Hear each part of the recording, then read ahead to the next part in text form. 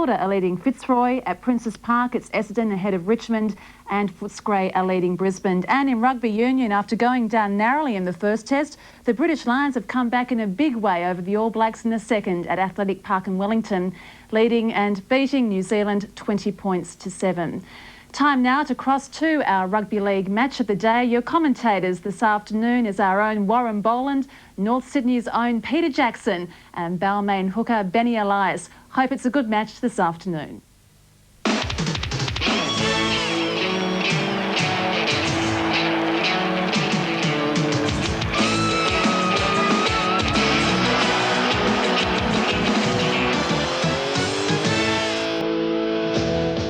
It's round 13 in the New South Wales Premiership, and final 5 placings hang in the balance.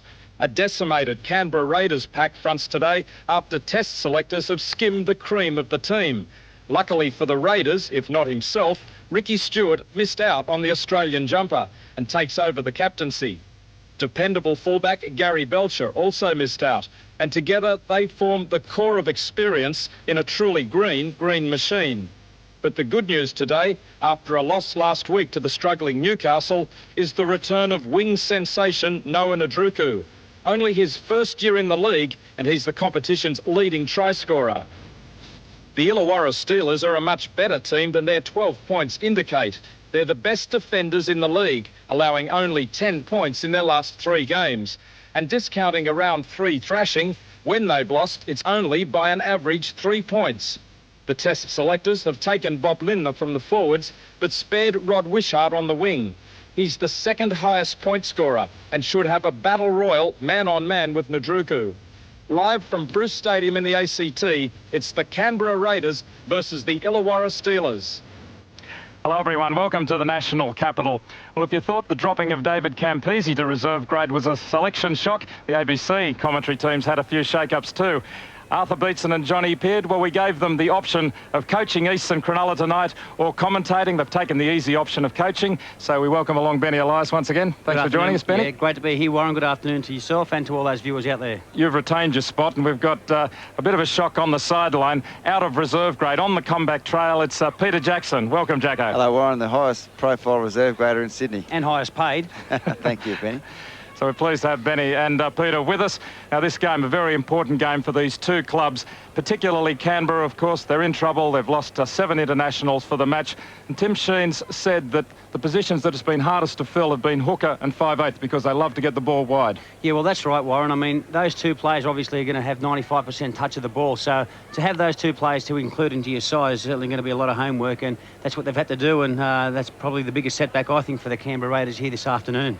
Now, Illawarra, we've said that they've lost games narrowly, 5 of them narrowly, but the fact is they've got only 12 points. They're 4 points behind 5th place to Canberra, so it's a crucial day for them. It is. It's D-Day. It's crunch time for the Illawarra Steelers. They realise that. Graham Murray, their coach, very astute when it comes to realising how important this game is. He's got the guys, I think, very well tuned for a very big game here this afternoon. Rod Wishart and Noah Nadruku. I think it'll be a tremendous clash. I've been looking forward to this game all week, so I think we're in for a great afternoon of football. Well, I asked Canberra coach Tim Sheens just a little while ago how hard it is to lose these top players at this time of the season. Well, I think I went on record before the season even kicked the ball off that it would make or break us at this stage of the season. Fortunately for us, we've had a pretty good lead up to this part of the season, and we didn't do too badly through the State of Origin series. I think a lot of that had to do with the Monday game and us playing with a little bit more time to recover. But we didn't lose the injuries that at that stage of the season. But it was always going to be the test series that was going to count. And with 2 games that we just didn't have that many players. We could have lost as many as 10 had Belcher and Stewart been playing and selected. We would have basically been playing a reserve grade outfit. So it's a tough campaign for the Raiders, and here they come. A new look lineup. They lost last week to Newcastle without 8 internationals. Can they go a little better today with Nadruku back in the side? He played for Fiji against Papua New Guinea last week. Gary Belcher is the fullback. Noah Nadruku on the wing. David Boyle and Brett Mullins in the centres. Ken Nagus on the other wing. Jason Croker moves to 5/8 for this match. Ricky Stewart is the captain at halfback. The lock forward is Steve Stone. Really is a shake-up in the forwards. Mark Lowry and David Furner in the second row. Brett Hetherington, Jason Deeth and Paul Osborne the front rowers. And there is Noah Nadruku back in the lineup. He's a personality player. He must draw some 5,000 extra people through the gate. But last week he wasn't, well, his team, Fiji, weren't good enough to defeat Papua New Guinea. PNG the winners. John Cross has the Illawarra captaincy. And behind him is the experienced halfback John Simon. It should be a great battle between Simon and Ricky Stewart, man on man in the halfback roles. At fullback is David Riolo, Rod Wishart on the wing, Brett Rodwell and Paul McGregor, a great centre pair, Alan McIndoe the other winger, Dale Fritz at 5'8", John Simon at halfback, Ian Russell in at lock forward, Neil Pinchinelli and John Cross in the second row, Bob Lindner, of course, out of the Illawarra side, David Walsh in the front row with Dean Skiffaliti and Brett Goldspink. And down on the sideline, Jacko, how are the conditions? Well, luckily, Warren, it's not too chilly yet, but I can see that changing about 4:30, unfortunately.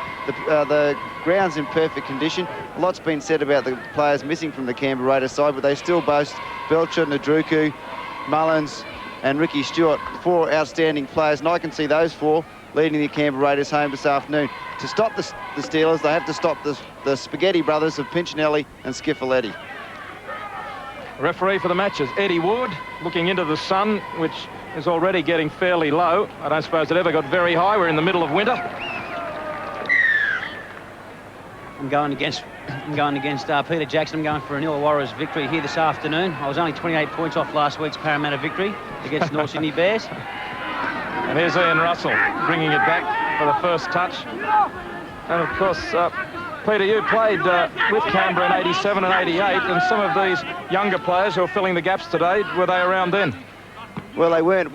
Just looking through the Canberra team, when I left, Gary Belcher and Ricky Stewart are the only 2 guys I can recognise from when I was here, so it certainly is a different side. But, you know, some of these young players like David Ferner and Jason Croker have shown this year that they've also got plenty of talent. And Skiffaliti back in the first grade lineup for Illawarra after being dropped a couple of weeks ago. He's in a dummy half as Russell plays it back. John Simon gets his kick away, deep down towards Belcher. And Nadruku is playing on the right wing, so there has been a switch. Tim Sheens said that he may move Nadruku from his usual left wing across to the right wing, and he's done just that, so we won't see the man-to-man clash between Wishart and Nadruku, but it's Alan McIndoe versus Nadruku, 2 speedsters. It's been a long time since we've had a real crowd pleaser on the wing. Probably go back as far as Larry Kyra, the great Balmain winger. Well, of course, Johnny Ferguson, not too long ago either. Oh, yeah, well, he's a great replacement down here for these guys. Here's Stewart, a lot on his shoulders today. He really is the controlling force in the Canberra side. A good kick down to Riolo. If we talk about some of the matchups, we mentioned the halfbacks up against each other, but in the centres, we've got Mullins versus Rodwell and McGregor, Belcher versus Riolo at fullback, and of course, well, Nadruku versus Wishart and McIndoe. So some great matchups, particularly in the back line. But of course, it all goes back to the forwards in most games. Who's going to get on top? And Illawarra certainly have the more recognisable forward pack. Here's Skiffaliti, 10 short of halfway. Simon gets into dummy half, gets it out to Walsh. Hit in a good solid tackle by Ferner, going low. Last tackle coming up now. Simon with the ball, but the penalty goes to Illawarra. Ricky Stewart never onside there. The second marker, he was away before the ball was cleared the ruck. It's a good decision there by Eddie Ward, and it's a very costly one for the Canberra Raiders. As we see here, Ricky Stewart never lining behind the first marker, and a costly one on the 5th tackle. You must have taught him that, Benny, eh? That's one of your great tricks. But he's not going to admit to it. Could be some trouble for the Canberra Raiders. Brett Mullins seems to be limping after 1 tackle, which would be a terrible blow to lose a player of his experience this early. He seems to be okay now. Good burst by Brett Goldspink from the tap. Now Pinchinelli, Fritz. Goldspink in the team for Steve Waddell, who was suspended this week. So the big front rower is out, but Goldspink gets his chance. Simon works it wide to Riolo. Looked inside for a moment, but Mullins made the tackle. They're 20 metres out, the Steelers. Wishart, Simon, Russell. And Russell starting to get back to his best after having to overcome a very bad hamstring strain. Missed much of the early part of the season. Fritz standing wide, gets inside a tackle. Fritz beats another. Pass inside was forward to Skiffaliti. A try goes begging. Great football by Dale Fritz, and he beat Jason Croker. first up. He stepped inside him, and just that ankle tackle from behind, I think it was David Ferner Ferner got there. Very unlucky there for the Steelers. I think that was a line ball, that. Now this is Croker, and he takes on Fritz. Interesting selection, Jason Croker, who was picked in the New South Wales Origin team in the squad this year, and he is usually in the forwards this season, that block forward until Bradley Clyde's come back, but today picked at 5'8" to mark Fritz. And that's given Steve Stone at lock forward the job of holding Ian Russell when they go head-to-head. Stewart kicking to the far wing. Riolo's the only one back there, and he makes good ground to get to it on the full. It's 2 against 2, and David Boyle makes the tackle. If we take a look at the for and against from these two teams, we'll see that Canberra have the second best attacking record in the competition. They've scored 273 points.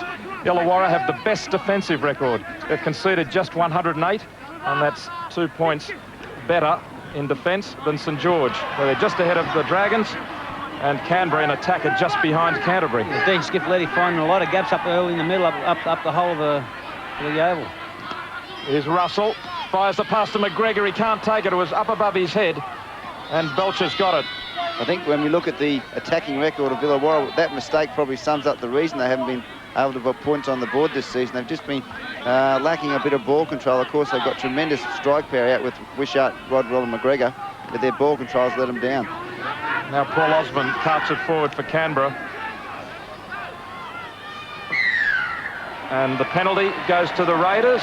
And again, is it up inside the 5 metres? Is it 10 metres as he comes back? No, it was. I think it was a player laying in the ruck, but he hasn't given the penalty at the ruck, so perhaps you're right, Warren. Yeah, it looked as if the penalty was for one of those 3 octopuses all over the top, but then he came back 10 metres. Maybe in a bit of back chat, Warren, you never know.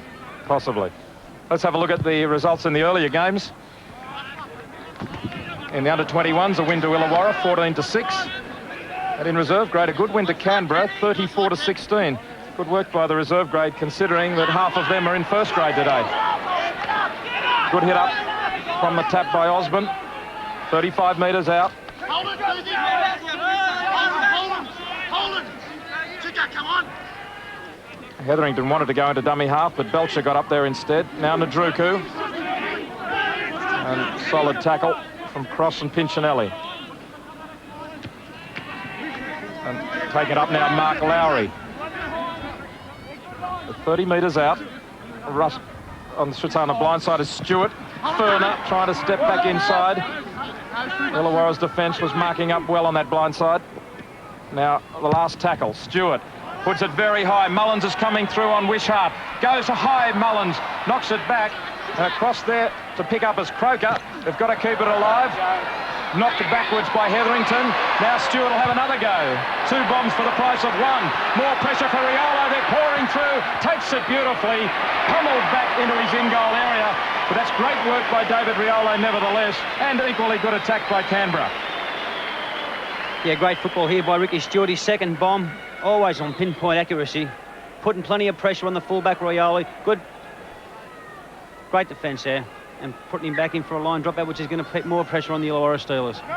Brett Mullins came over the top of Riolo to drive him back behind the line.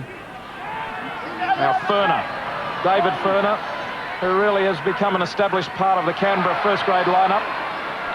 Also the goal kicker and leading point scorer for the first grade. Osmond getting the inside pass from Lowry. Another chance here for Canberra. They're 32 metres out. Still 4 tackles to go. Stewart starts, goes wide now. Croker can't bust the line. Boyle goes into dummy half. Stewart dumming on the inside. Outside he goes to Nagus. Ken Nagus from Kyogle originally in northern New South Wales, but did come up through the juniors for Canberra. Stewart with a little chip through. It's a beauty. Riolo comes to it well. Great work by Riolo. David Riolo once again showing tremendous courage, as we saw last week against Canterbury, where he was actually knocked out taking a bomb. Here he goes, little chip by Ricky, a great left foot chip. Just needed the bounce, and he got it, Riolo. Great work. Ian Russell gets a pass that's looked as if it could have been a little forward. And out to Rodwell. Another penalty goes towards Illawarra's way. More interference in the tackle. And so Illawarra certainly getting the run of the penalties. Yet again, we see the Illawarra Steelers making easy yardage up the middle of the ruck. And you can see that was David Boyle coming in after the tackle had been completed, according to the referee. Boyle was in two minds whether to go in. Oh, well, he's missed that one. Goldspink hits it up.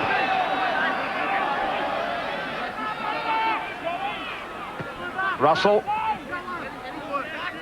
I guess it makes it a little bit harder for the referee to see whether passes in close to the ruck are forward or not when they're 10 metres back. Here's McGregor. McGregor's gone through. He's got support in Rodwell, and here's the first try. The two centres working together beautifully. McGregor making the break. Inside was Rodwell to finish it off. Perfect football. The Canberra defence back on its heels after the penalty and unable to contain McGregor here. He got the pass from Simon. It was a nice ball out to him. And then stepping back inside, Brett Mullins, who didn't make a very good attempt. And Rodwell was there to finish it off. Illawarra lead 4 points to 0. Yeah, great try there, Warren. Always going to cause the Canberra Raiders a lot of problems. A great centre partner pair. Here we see McGregor off his left foot, then back off his right. Always going to give him trouble. Rodwell there always in great support for a great four-pointer. Yeah, beautiful football. Fairly simple, but the missed tackle was crucial here as Mullins got outside McGregor. He just stepped inside him beautifully, and Brett Mullins barely laid a hand on him. Yeah, no, that was a great try. Opportunist try. I mean, they see a missed tackle, and you know, it's always going to be 4 points. Illawarra have got tremendous ability out wide. They've got, I'd say they have the second best back line compared to the Brisbane Broncos here in the Premiership. So Brett Rodwell, an Illawarra junior, has played for country origin twice, including this year. Now Rod Wishart has scored 8 tries and kicked 26 goals. He's second highest in the point scoring in the competition. 55% success rate with the boot. Not all that high. And this shot creeps inside. And 2 more points. Illawarra lead by 6 points to 0 after 10 minutes of play. It's the start the Steelers needed. Long ball here from John Simon. Gives McGregor a bit of pace. Woeful tackle by Mullins. Ricky couldn't get hold of him either. Rodwell backing up like all good centres should. Great try. Just quickly, a change to the Illawarra Steelers. Ian Russell has been replaced by number 41, Bill Dunn. Ian Russell, is he in trouble, Jacker? Well, he's gone into the dressing room, so I don't really know what's wrong with him just yet. He's gone to the blood bin, sorry. So he should be back then. Here's Illawarra in possession on their own 20. Walsh, he saw Ricky Stewart coming up quickly and virtually stopped trying to change direction. On the blind side, Pinchinelli. Pinchinelli getting involved in a lot of the plays, just one off the ruck. He almost seems to be the link man as much as Simon is. Here's Cross now. Tim Sheens, the Canberra coach, very intent. McGregor. Sheens saying that his team survived the Origin series because of the split round scheduling, that they got through that pretty well, but the test series was always what was going to test them. And a fine kick takes play to the Canberra 10-metre line. It's going to be one of the highlights here this afternoon, Ricky Stewart's kicking game, and also John Simon, who I think's got one just as good. Here we see a beautiful pinpointed kick. It's that much easier for Ricky Stewart on his home ground, but Simon read the field pretty well there. Easy way to make 50 yards, Warren.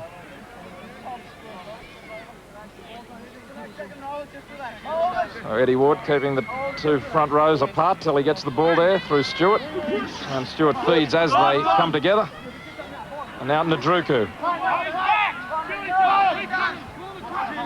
And Ricky Stewart pushes one of them out of his road, which of course he's not allowed to, but the referee isn't going to worry about it. Now putting his head down is Jason Deeth.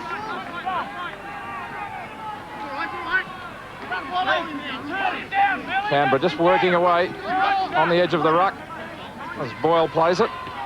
Stewart cuts out one to Furner, and Furner's almost away, just taken from behind by Skiffaliti.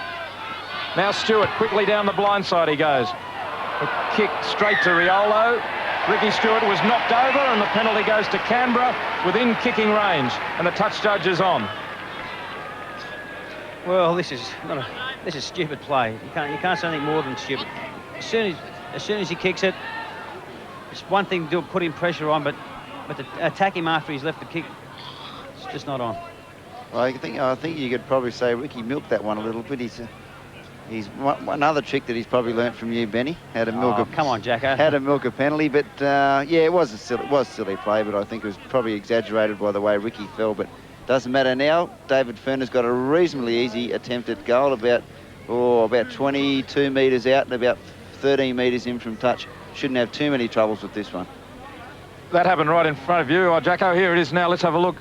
Is it Rodwell who just gives him the little bit of a shoulder? He certainly didn't get out of his row, did he? Oh, he didn't have to. You don't have to get out of their way. He did lead with the shoulder a little. Well, I think it was touch and go. You don't have to get out of their player's way, and Ricky ran straight into him. And could have gone either way, but and the big fish and chips dive. now. So David Furner to attempt the goal. He scored 3 tries and 28 goals, 53% success rate, so pretty much on a par with Rod Wishart. Furner, the 4th highest point scorer in the league.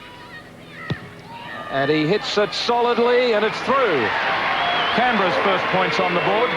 Illawarra lead 6 points to 2. We've had 15 minutes of play. Furner hitting that one solidly from a similar type of position to the kick that was landed by Wishart. It really does break a team's back when you give away a penalty on the 5th and last tackle, and seeing a bloke kick like this, it really is disheartening. And the kick through by Ricky Stewart, which led to the penalty, was going straight to Riolo, was never going to cause any problems. No, that's right. So Canberra trailed by 4 points, and Brett Hetherington plays it back. And as the chant goes up from the Raiders fans, and they've turned out in pretty good numbers to support the home team, despite the absence of the Stars. Noah's back, mate. Exactly. Here's Steve Stone. 9 metres short of halfway. Deep, gets it to Stewart. And he drives it away from Riolo this time. Good-looking kick. Riolo gets across to it. Nagus is in front of him and makes the tackle. Good chase from Canberra that time. Wishart goes into the forwards. Furner's got him. Lowry comes to help out. Canberra with 8 wins and 4 losses for the season. Illawarra 6 wins, 6 losses. Out of 21 games since 1982, when the 2 teams came into the comp, Canberra have won 14. Illawarra 6 and 1 draw. Ian Russell back from the blood line. Pinchinelli, the dummy, but the tackle made by Hetherington on the halfway. Simon, and well positioned is Belcher. Gary Belcher, who would love to be in New Zealand. Good tackle though by Fritz. And he gets the penalty. Fritz didn't get off him quickly enough. Belcher certainly playing for the penalty by wriggling around and struggling as hard as he could. Fritz over the top and didn't release once he had completed the tackle. And the referee just issuing a caution to Jason Croker. Not too sure what it was about, but it can't have been too serious. I think he just might have had a word to him with suggesting that that penalty was in fact a good penalty. Gary Belcher, unlucky to be dropped from the Queensland State of Origin team, I thought, in early April, and his form's been good since then. Illawarra are going to pay the penalty if they're going to continue to give away silly penalties. It's Ricky Stewart kicking. Now Osborne charges forward. They're 20 metres out. And you really feel as if the crowd feel that they're part of this game today, that it's not just up to the 13 players. On the field is a good pass, comes out to Stewart. Stewart ducks away, still going with Croker. I think it was Furner who got the offload back to Stewart, and it was a beauty. 18 metres out. Lowry powers forward. Russell, ball and all, wrapped him up and slung him to ground. 15 out in front of the post. Stewart. Osborne. Back to Stewart. The set move. Out to Stone now. Quickly from Belcher. And it goes to Najuku. Can he get over from there? No. Great defence from Riolo. Great tackle. Also Pinchinelli across. Back it comes now. Bad pass to Stewart. They've lost 20 metres. Belcher kicks across field. Wishart goes back. Nagus on his heels. Wishart manages to recover the ball. What a great tackle from David Rioli. He's saved the day. 10 metres out. And he would have given Nadruku every chance, even though he had two in front of him. It was a set move, and they got the ball where they wanted to. Let's have another look at it. Out it came to Osman. Back to Stewart. Like a runaway Beautiful truck. hands here from Belcher. Beautiful. And from there, Nadruku heads for the corner. Riolo got there, and Pinchinelli too. But what a tackle from the fullback. Great head-on tackle. Once again, David Riolo showing he lacks nothing in the ticket department.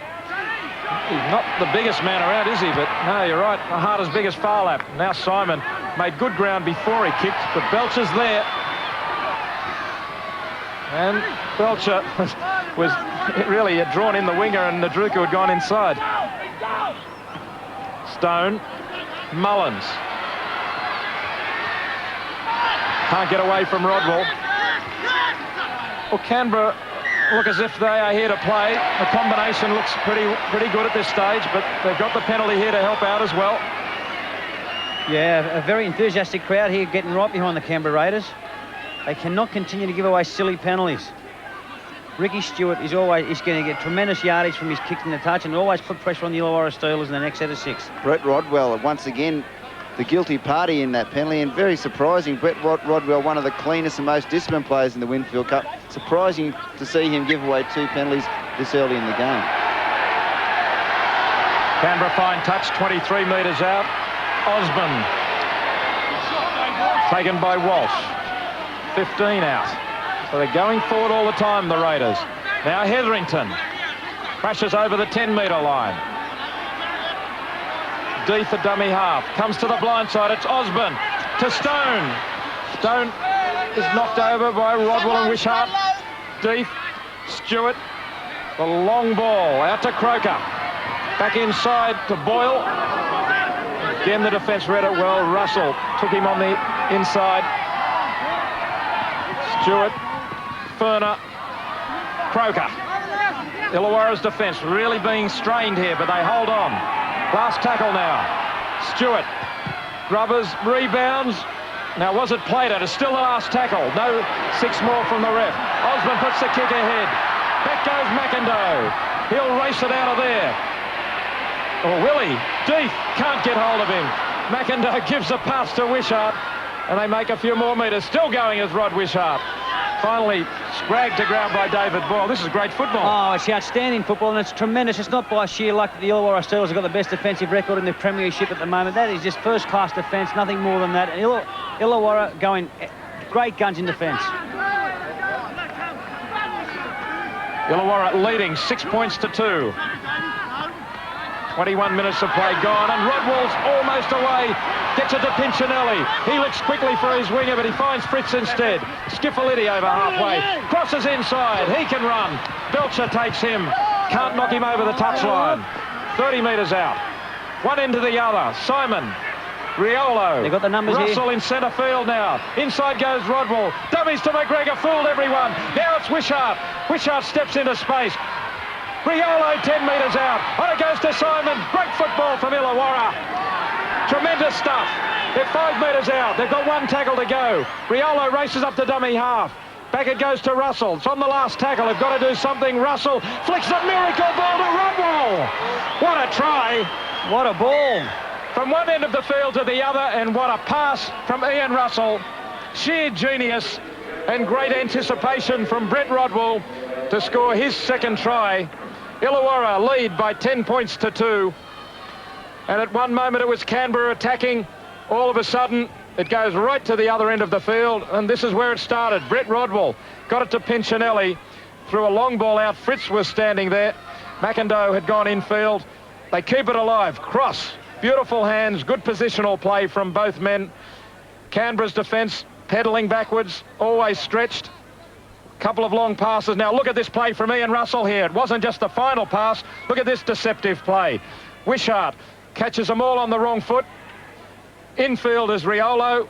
Simon backing up. They nearly ran out of a dummy half here. Wishart went to the wing and nobody else went up at first. Riolo had to sprint up there. Gets there just in time, but here comes the money ball. Look at this one from Ian Russell. How did he do it? And Brett Rodwell there to finish. Well, that is just a fantastic try. Here it is again. Russell makes this try with the lead-up work and also with this miraculous ball. Oh, it's just a sensational football pass, that. There wasn't a suggestion of a trip there, was there? In the last It's a sign of a champion side, Warren, when a side can be defending for up to 12 tackles on their line and then come away in the next set of 6 and score a 4-pointer. That is a sign of a true champion side. And here this afternoon, the Steelers know how important it is here to them. Great football all over. In so many ways, Illawarra playing to stay alive in the semi-final race. And Wishart goes close and close enough. He stretches the lead. It's 12 points to 2 after 24 minutes. Well, Ian Russell knows Bobby Linder will be back from test duty next week. So he said, Graham Murray, have a look at this. Well, is this enough to keep me in first grade? What a ball. And Rodwell beating the defence over the line. His second meat pie of the game. Ian Russell, terrible hamstring injury. And to get fit, he actually got a job as a brickies labourer. So carrying all those bricks and muds paid off for the big fella. Canberra forced to restart play again. And while they really threw themselves at the Illawarra line a couple of times, they weren't able to score a try. Illawarra making the most of their opportunities in a big way. Now Walsh. Bad news for Illawarra, Warren. Paul McGregor has been replaced with a bad ankle injury. He won't be back for the rest of the game. A terrible blow to the Steelers. His position taken by number 40, Grant Izzard. So the music blaring here for the green machine, and Skiffoletti goes straight up the middle. Oh, the Steelers make an easy yardage. They've made nearly 70 yards in the first 5 tackles. In 4 tackles, I mean, that's criminal. Russell pops it wide to Riolo up in the line. And Izzard is inside. 30 metres out, that last tackle now. Cross on the blind side, and he controls the play well. Just firing it for the line. Didn't worry about too much distance. Realises his team's on top, and they are dominating. John Cross is a very skillful footballer in all aspects, isn't he? Yeah, certainly is. The Steelers finding everything at the moment. When you're hot, you really are hot, and the Steelers are an outstanding football side from number 1 right through to the hooker. Canberra ball, and it's Nadruku. Back inside their own quarter. Stone. Deep gets it to Osborne. We talked about Ricky Stewart and Gary Belcher as being the most experienced players on the field, but Paul Osborne, he has to lead the forwards. Former St George player, he's been around for a while. Boyle breaking tackles and stepping away, but have eventually drawn the penalty, and the referee looked to be playing the advantage. They must have been up inside the 10. Yeah, good refereeing there by Eddie Ward. He allowed the play to go on. Once there was no sign of any more movement, he obviously gave the penalty to Canberra. I think what he did was he called John Cross out of the play and said, don't get involved, and John Cross went up and made the tackle. So as soon as he touched the attacking play, it was penalty time. From the tap, it's Osborne. Canberra have made plenty of ground. They've had their chances in Illawarra's half. Now Hetherington, he's a big, strong lad. And Ricky Stewart's off the field. Yeah, he's replaced by Trevor Shadell, who scored a tremendous game, scored a tremendous try in reserve grade. We'll just try and find out what's wrong with Ricky. It must be something serious for him to be replaced. Stone to Shadell. He's a very nippy player. Played with Cronulla last year, but couldn't crack first grade. Lowry. Well, they're not lacking anything in heart, Canberra. Stone is first off the ruck with Stewart off the field. He switches to the blind. Belcher called for it. Puts the kick ahead. Racing through is Boyle. Boyle and Riolo. Close. In-goal judge will tell the story. It's a try. A try to the Raiders. Beautiful kick by Gary Belcher. He called for the ball on the blind side. Stone obliged with the pass. I don't know what Belcher was intending at first, but then he hooked the kick back. And chasing through, David Boyle wins a very tight race here. Riolo initially was in front. Did he get it down? Well, his hand might have just grazed it. In-goal judge had a good view of it. It deserved a try. A great option here. They switched the play over the other side. Gary Belcher seeing the opportunity, wrong foot, kicks it back inside. And it's a great race here. It's a toss of a coin whether he gets it down. Geez, I tell you what, there's the tally-ho in it. In fact, it's Jason Croker who scored, not David Boyle. Croker the 5'8". And the question is, did Croker exert downward pressure? Well, we'll give him the benefit of the doubt. Well, the referee and the in-goal judge had a pretty good view. The in-goal judge is only half a metre away from where he scored the actual try, so great credit to the Canberra Raiders fighting back.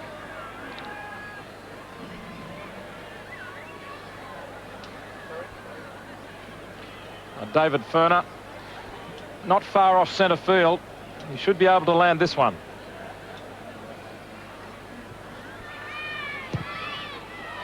And the flags are up. Canberra edge within 4 points. 10 minutes till half-time. Illawarra leading 12 points to 10. Well, Gary Belcher taking the responsibility here. Ricky Stewart off the field. A beautiful little grubber kick to change direction, which Canberra have sort of been the ingenuity part in that play. And I don't know about that try. I think that in-goal touchdown might be a Raiders supporter. What are you trying to say, Peter? Well, I think it was touch and go. Just confirming that score, it's 12 points to 8 in favour of Illawarra. By the way, Warren, some news on Ricky Stewart. He's actually hurt his hip. He's in getting some treatment at the moment, and hopefully for the Canberra Raiders, he'll be back on the field. But at this stage, it looks pretty serious. Well, that's a mortal blow to the Raiders. Their chief organiser played so well in the State of Origin series and narrowly lost the battle for the halfback spot for the green and gold to Alan Langer. Tell you what, he's a tough character, Ricky Stewart, and he's probably in there getting some needles. Remembering a couple of years ago, he actually played 4 or 5 or 6 games with needles in his groin. So if he can possibly get back on the field, I'm sure he will. He's gone to the touchline, so he might try and survive till half-time. Just watching and letting it try and settle down. Mullins with a good chase on Riolo. Rodwell. Russell. Izzard. Solid defence. Good defence there from the Canberra Raiders. Boyle and Croker up on him. Another tackle from Croker. Walsh.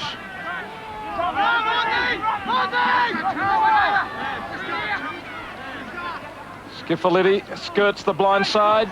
Still going is Skiffaliti. Croker dived from behind. Ross was backing up. Skiffaliti still goes to the blind side. Simon, very narrow angle, and he still managed to pick up 30 metres. Very good kick. Yeah, very interesting, Warren. The Illawarra Steelers seem to be attacking. Here comes Ricky Stewart back on the field. Seem to be attacking the short blind side all the time. It's that far left-hand side of the field. They seem to be just attacking that left-hand side. Whether they've done their homework and they think that's the weakness in the Canberra side. But they just do seem to be utilising that short blind side. It's pretty hard to do your homework. The Canberra Raiders side sort of is only a skeleton of their actual team. Ricky Stewart back on the field. Trevor Shadell will walk around to the bench once more. Well, you would suspect that Ricky Stewart did have a painkiller because he just sat on the edge for a couple of moments and he's back on the field. If it's a hip injury, he seems to be moving fairly freely. Furner takes on Pinchinelli. 12 short of halfway. Osman. Hetherington. Oh, very lucky to get that one back. It was an extremely hopeful offload. Dived on by Stone. Stewart chased by Skiffaliti and knocked over eventually as well. Simon got to him. McIndoe runs into Croker and Boyle. The two lookalikes working together in defence. Riolo up to halfway. Russell wants it on the blind. He gets the short pass. Back inside to Simon. Neat football. Probing away. Goldspink. Illawarra making very few mistakes with the ball. Pinchinelli. Fritz. Rodwell inside. Stewart went low. Over the top came the front rowers. They're 30 metres out. Last tackle now. Simon tries the kick for Wishart. Belcher's there. Wishart's got him and Belcher stays in the field of play. Great play, Gary Belcher. Showed tremendous strength. He just planted the feet and dug in.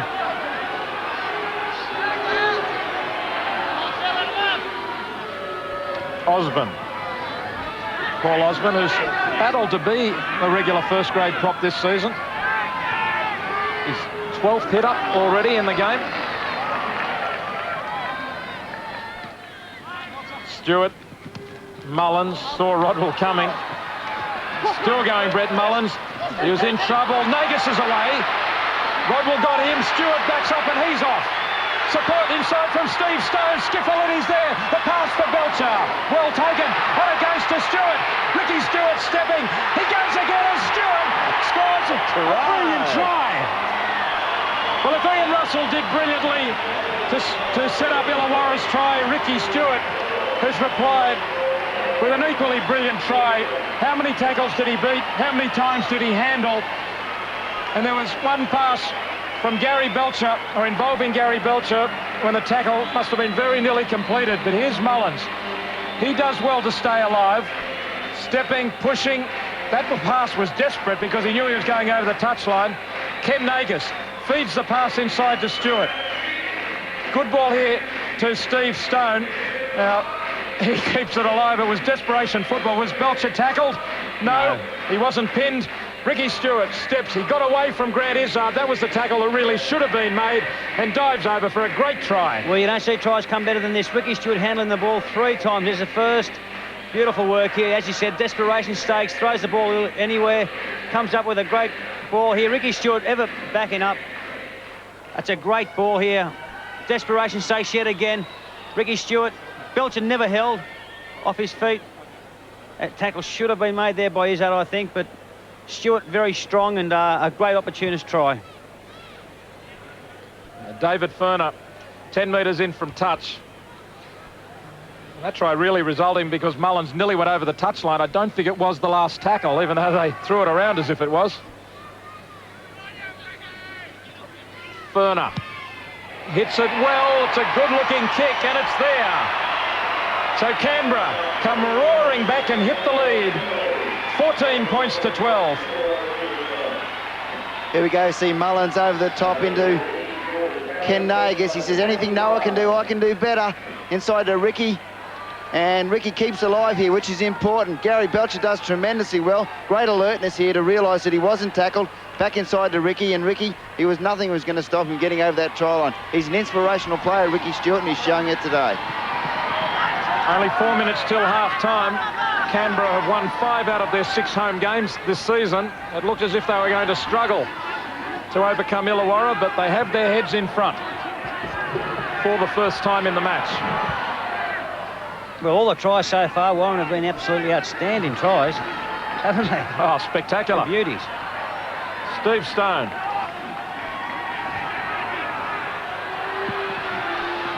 Osborne.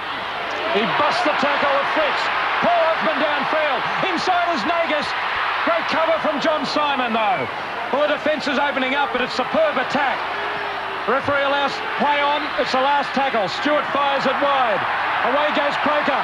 Croker's through. Croker sprinting for the line. Skiffalini can't get him. Well, unbelievable football from Canberra in the last 5 minutes of play. 2 tries in the space of a couple of minutes.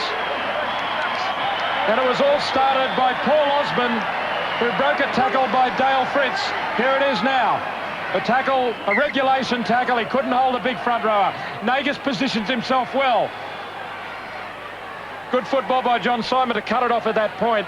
But then they threw it wide. And Stewart, with one of his trademark passes, flings it wide. Boyle did beautifully here, or Croker, I should say. Croker cuts through. Cross maybe should have made that tackle, but he thought he was going to throw the pass. Here we see the big man, very big and strong. Osborne breaking a one-on-one tackle here. Surprises everybody with his speed. Great position here by Kenny Nagus. Now here's the money ball here. Quick play of the ball. The Illawarra Steelers never on side, never able to set their defence. Good work by the ref to allow play on there too. Play the advantage. Ricky Stewart with his long ball, always cutting out 2 or 3 players, and there it is. Just the speed over the line. There was no one going to catch him. That was a great Canberra Raiders try. Geez, the Raiders come home strong. Well, they've finished this first half on fire. Like a tornado. Well, we knew it was going to be a good game, and geez, they haven't let us down the first 40. Now, Furner has managed 3 out of 3, including a couple of fairly difficult ones, but this is an awkward one. Only 5 metres in from touch. He's brought it back 23 metres. Not much wind to worry about. It looks good off the boot. Is it going all the way? It is. Creeps over the bar. And Illawarra must be stunned. They're down 20 points to 12 after dominating most of the first half. Well, the green machine, here they go. Great play the ball by Kenny Nagus. Ricky, a 30-metre pass, and Jason Croker showing why he was in the State of Origin team this year. John Cross coming up with a bad miss. Usually a winger, he had too much pace for the cover defence. The green machine are coming home. Canberra put a big win on the board last year here at Bruce Stadium over Illawarra, 38-2. They're really on a roll at the moment as they get another penalty. 42 seconds left, Warren. It'll be interesting to see what they do here, whether they close up shop or they try and put up a high ball just before half-time. Not for the first time. Illawarra holding on in the tackle far too long. Yeah, I think Graham Murray will be very upset with the undisciplined penalties. They've given away so much in this first half. The Raiders crowd here really getting behind their home side. As I said earlier, Benny, you really felt as if the crowd feel as if they've got a responsibility here today to help out this depleted team. Yeah, they sure love their football down here, and they stick very close to the Canberra Raiders down here. We've seen a lot of people turn out on a beautiful day down here. Furner running off Hetherington, still alive. Quick ball's on, Mullins leaves it behind. The referee will play the knock on, but that is half-time. So an enthralling first half of football. Yeah, terrific football. Canberra scoring 3 tries to 2 to come from behind in a whirlwind finish. What a second half coming your way. Canberra leading 20-12.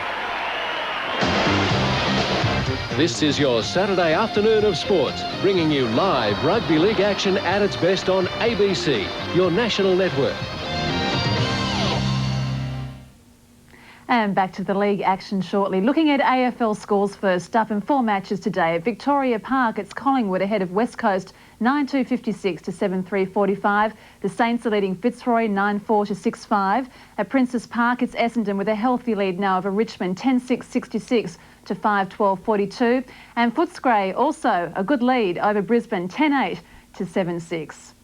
In rugby, and rugby union, yes, after going down narrowly in the first test, the British Lions have come back in a big way to down New Zealand 20 points to 7 at Athletic Park in Wellington. In horse racing, race 4 this afternoon at Eagle Farm was the Winter Stakes for fillies and mares over 1,500 metres. Rich Pageantry, the starting favourite at 3-1. Move to second, followed by Miss Sandman, Gilded Queen. Banker's Hope's coming home well, but Rich Pageantry the leader with 100 metres to go. Banker's Hope moving to second, but this has been another perfect ride to Brian York. He's in top form. Rich Pageantry beat Banker's Hope. Yes, her 9th win now from 13 starts. The favourite Rich Pageantry at 3-1 ahead of Banker's Hope and Ivy Cottage. Race 5 now, the $100,000 Mercedes-Benz Stakes. But look at Cape Stad. Cape Stad dashed past Sprightly, Jet Latham Bay and Bucks Pride with 100 metres left to go. And Cape Stad is starting to stretch away. Bucks Pride's battling gamely, but Cape Stad too good and won the money from Bucks Pride. Cape Stad at 5-1 ahead of Bucks Pride, second again at 8s, and Blaylock's Bull the favourite at 5-2. And in the Tattersalls Cup this afternoon, Ancient Ritual at 9-1 has come home with the goods ahead of equal favourite Osmart at 6-1 and Thrifty Reserve at 8s. In Commonwealth Bank Cup Rugby League, Wavell High has won the Queensland Southern Divisional Final, beating Keebra Park 16 points to 12 at ANZ Stadium. Bernard Cohen reports. Wavell had a great start. Brendan Barlow in after just 2 minutes. An immediate reply from Keebra. A great pass from Stephen Ning for Brad Inskip to score. Then clever thinking from Scott Zara put Keebra ahead 8-4. 10 from half-time, Wavell produced a great try with winger Trent Hodgins squaring it up 8-all. Right across field now. And on this time to the winger in Hodgins coming through. Hodgins going for the corner, and Hodgins is going to touchdown for the try. Wavell captain Ricky Paul then put over a penalty right on half-time for a 10-8 lead. Midway through the second half, Keebra number 7 Dion Field laid on a try to give his side a 12-10 lead. A reply 5 minutes later through a Dean Wally break for Brendan Barlow was enough to get Wavell home. And Wavell 5-8 Dean Wally was the Commonwealth Bank Cup man of the match. The Australian men's hockey team were looking to wrap up this week's three-test series against Olympic gold medalist Germany this afternoon at Sydney State Sports Centre. To find out how things are going, it's good afternoon to ABC Radio's Jim Maxwell, who called last year's Olympic final between the two sides. And have you got some good news for us, Jim? Is it all over? About 5 minutes to go, Karen, and it's a 1-1. Australia have come back from being 1-0 down thanks to a brilliant touch from Mark Hager on the hit-in from Greg Corbett. He just got his stick to it and it went past the German goalkeeper to level the scores after 54 minutes, and that was after Germany had gone 1-0 up in the 48th minute.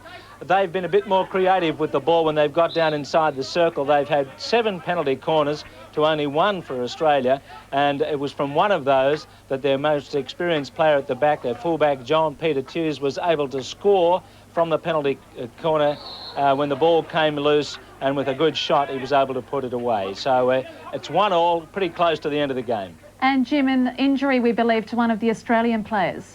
Yes, that tough as teak fullback Kenny Walk went down like a bag of spuds about 10 minutes ago, unfortunately. I think he'll recover, he always does, but he didn't look too good as he was wobbly taken off the field. And that's a blow for Australia because his defensive work has been exceptional again. OK, Jim Maxwell, thanks very much. And 1-1 at the moment between Germany and Australia. Let's return to Bruce Stadium and the second half now between the Raiders and Steelers. Warren Boland telling me to tip Canberra, and they're up 20 points to 12. Did I tell you to tip Canberra? I've gone for Illawarra. You must have misheard me, Karen. But let's talk about the test match last night. What a dramatic second test it was. Australia winning 16 points to 8. Two very good teams on the paddock. Australia the better of those two in testing wet, muddy conditions. And Australia go 1 up in the series as we go to the third test at Lang Park next Wednesday. It's a very draining schedule for the players. 3 tests in 11 days, but it's proving, well, providing plenty of football for us spectators.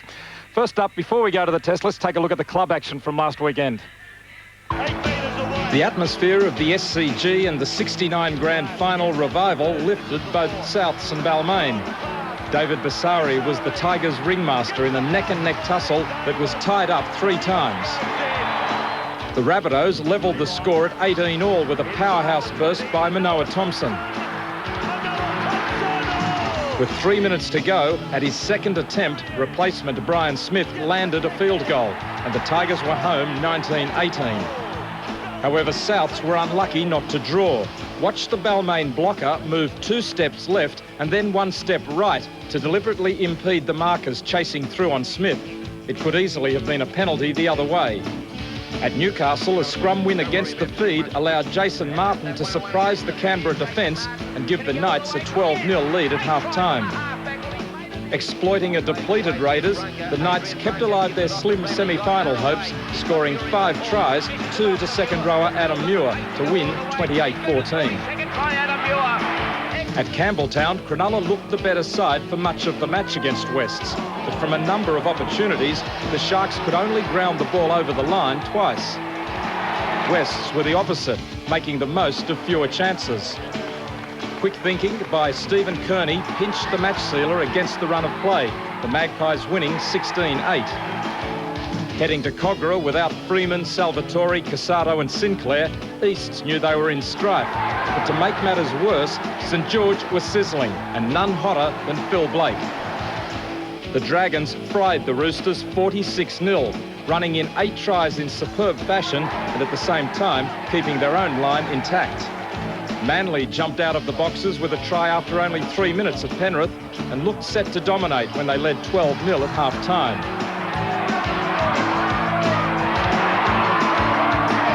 Two tries early in the second half brought the Panthers back into the reckoning at 12-8. But a John Jones special slammed the door on the Panthers' paw, the Sea Eagles going on to win 22-8. The ladder stretched out a little. Canterbury and St George moved to 20 points, and then in single file, Norths, Brisbane, Canberra on 16 points, that's the 5.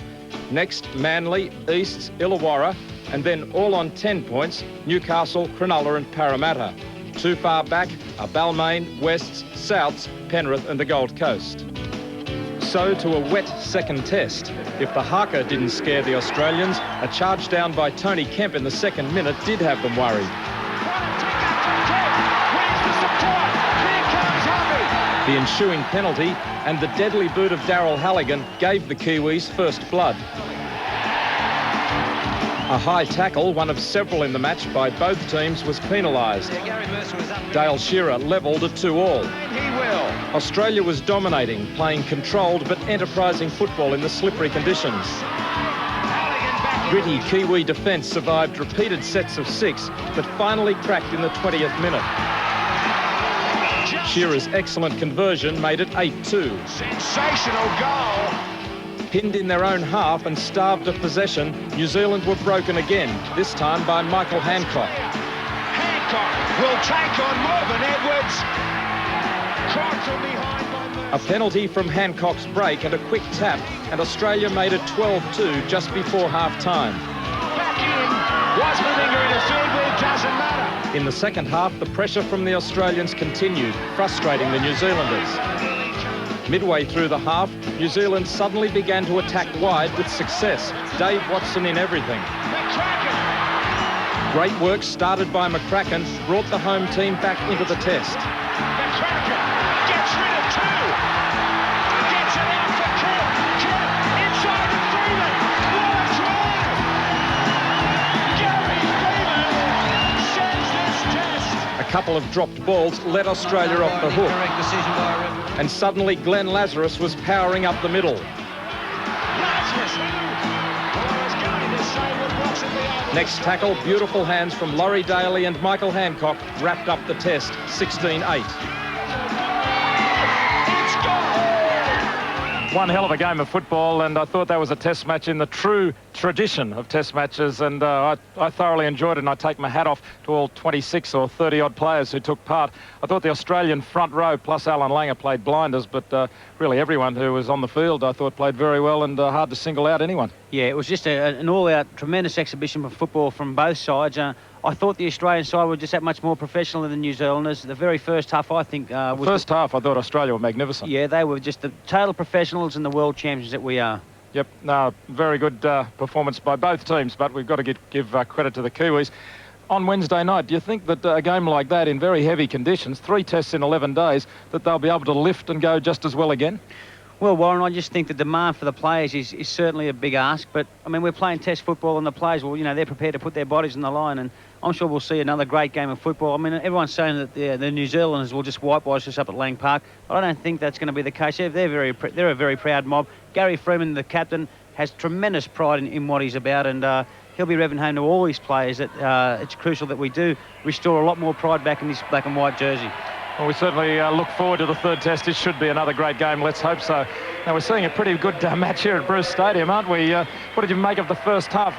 One thing that was telling was if you missed a tackle, you paid. Yeah, well, it was punishment. That's right. There's an all-out assault out there for any missed tackles, that's for sure.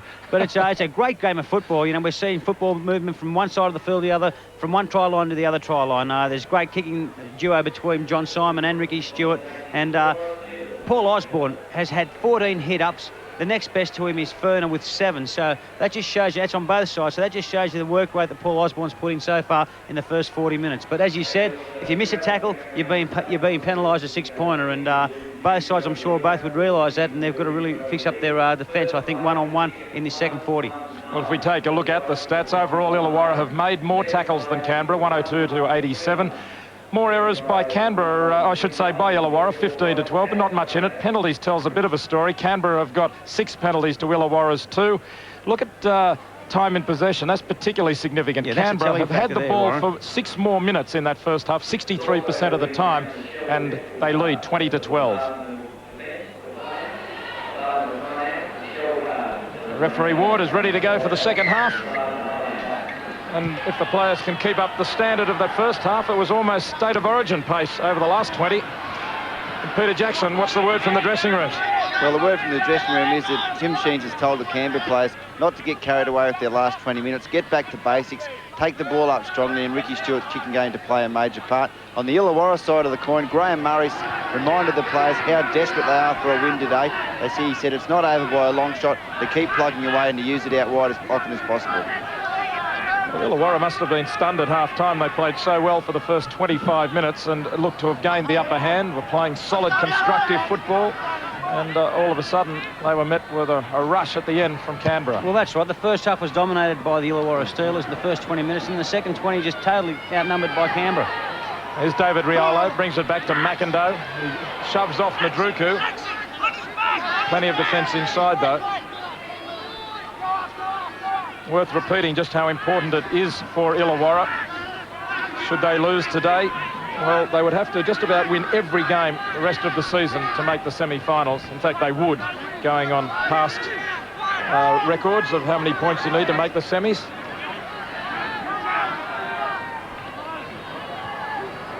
If we have a look at the top tacklers in the first half, Jason Croker leading the way in the 5/8 position for Canberra.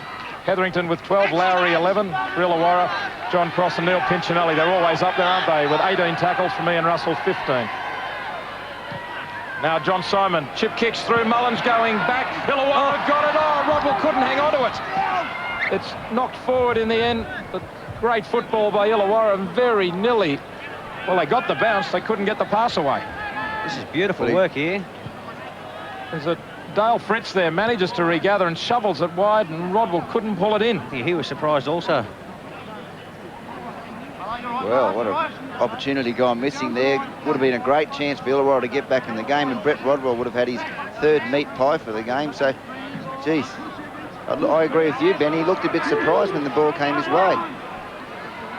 Canberra come away with it from the scrum win. It would have been the perfect way to start the second half for Illawarra. A 6-pointer would have brought them within 2 points. Wasn't to be. Stewart shows what a fighter he is. A real competitor, Ricky Stewart. Lowry runs into solid contact. Skiffaletti, and he gets away. Out it comes now to Stone. There's good strength shown by Canberra there. Lowry. Ferner. Jacko, what's the talk like down there, mate, for the Canberra side? They seem to be dominating the talking expert. Well, both sides, neither. It's pretty hard to hear, Benny, because I've got headphones on, to be honest. But no, both sides are pretty chatty. Riolo covers it up well and allows it to go over the touchline. And in the end, you could think that maybe Noah Nadruku could have really gone for that one. He was almost fooled by Riolo foxing as he covered it up and allowed it to go over the touchline. Nadruku very nearly got there. I think he was waiting for him to pick up the ball to put him in the touch.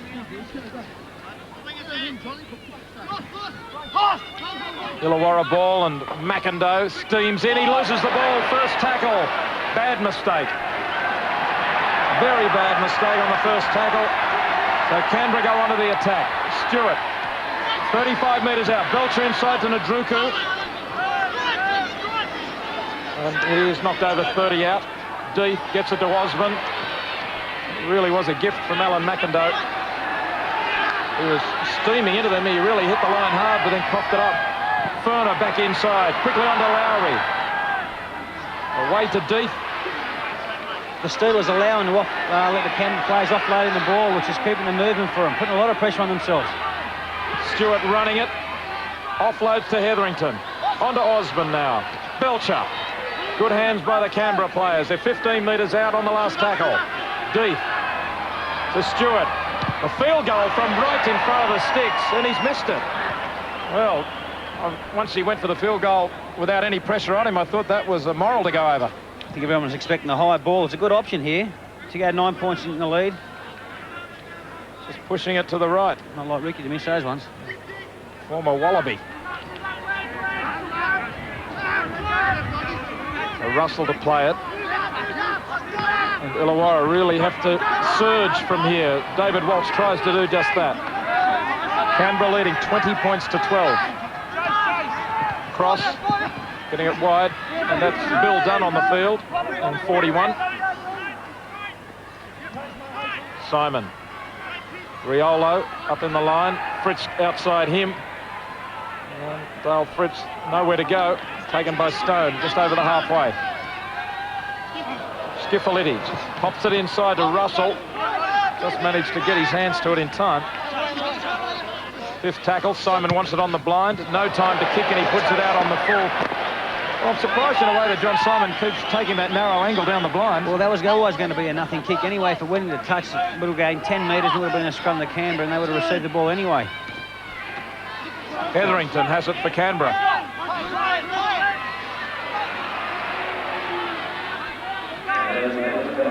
Belcher sees a little hole and he slips it away. Away goes Croker over the halfway. Looking for support now and intercepted by Wishart. Mullins was backing up, but it was who the pass was intended for. That was a great wingers play there by Wishart. He was playing cat and dog with the cat and mouse with the with Croker there, and it certainly paid off. Here you see him. He was always waiting, leaving it to Riolo. Yeah, right. He forced Croker to make the decision rather than making it for him, didn't he? Skiffaletti goes into dummy half. Done. Over halfway. Well, it's good to see that neither side's going to shut up shop. They're both throwing the ball around. Riolo to Walsh. Well, we expect Canberra to move it around. Illawarra don't quite have that reputation, but they have good attacking players. Fifth tackle, Riolo pops the kick across field. Here comes Pinchinelli. Nadruku loses it forward, and the Illawarra player dives on it. They've got 6 more. The Canberra players were offside. 6 more tackles for Illawarra. It's Riolo now, carving his way up the forwards and inside the 10 of Canberra. So will they go for the 2-pointer here? They're down by 8 points. Still plenty of time to go. We're only 7 minutes into the second half, and they are going to go for goal, and I think that's a good decision. Oh, you'd have to. Yeah, no, it's great pressure play here by the Steelers. Well, Canberra never got back the 10 metres after they play the ball. When they got 6 more, they simply didn't have time to regroup and get back. But what are you going to do? Let them go straight over your line? Of course you make a tackle. A penalty, 6-3 to the Raiders. An important kick coming up, and not a difficult one for Rod Wishart to get within 6 points. It was very important the Steelers did get the first points in this second half to stay in this game. And it shows why Ricky Stewart was going for field goal. Wishart 2 from 2. Both kickers on target today. Could throw it over. And straight between the posts. Illawarra creep a little closer. It's 20-14 to the Raiders. Here we see the little chip over. Under a little bit of pressure here. Thought he would have got that. And that's what forced the error. A quick play of the ball here. The Raiders never back on side, and that gave away the 2-pointer. Well, Illawarra are down by 6 points.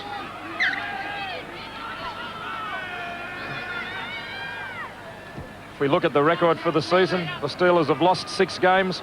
They lost to Manly 23-2. That was their biggest defeat. But on the other 5 occasions, they lost by very few points, an average of just 3 points, as they lost to Norths, Newcastle, Brisbane, St George and Canterbury. All pretty good sides, and they're only just defeated on each occasion. But those 5 losses, instead of having them on top of the table, mean that they're fighting to stay in the race for the final 5. The Steelers know they have to go for broke here today. Cross.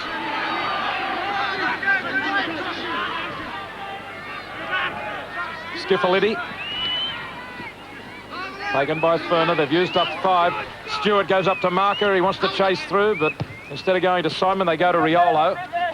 Belcher's got it covered. A sea of red jerseys in front of him. Beautiful turn, and away they go. Nadruku down the touchline. A change of pace, the goose step, but a great tackle by Riolo. Again, great football by Gary Belcher there. Had 3 men in front of him and was able to suck them all in. Ricky Stewart ducks underneath Walsh and sends him tumbling. Lowry. And the ball, no, it wasn't stripped, according to the ref.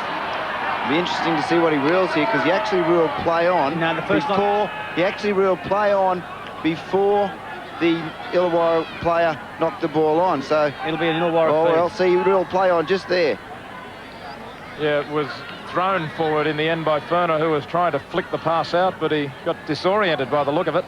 Threw it the wrong way. Well, as you say, Jack, they're trying to milk a penalty. Ian Russell is on the side with another sideline with another cut that looks like his eye. He's getting a bit of a wipe. Hang on. He's back on now. So Eddie Ward will no doubt have to have a look at his eye and see if the blood has stopped bleeding. Blood has stopped flowing, and it looks like it has. Ward called time off briefly. Russell sticks his head into the back of the scrum. And it's Illawarra feed and ball. Fritz.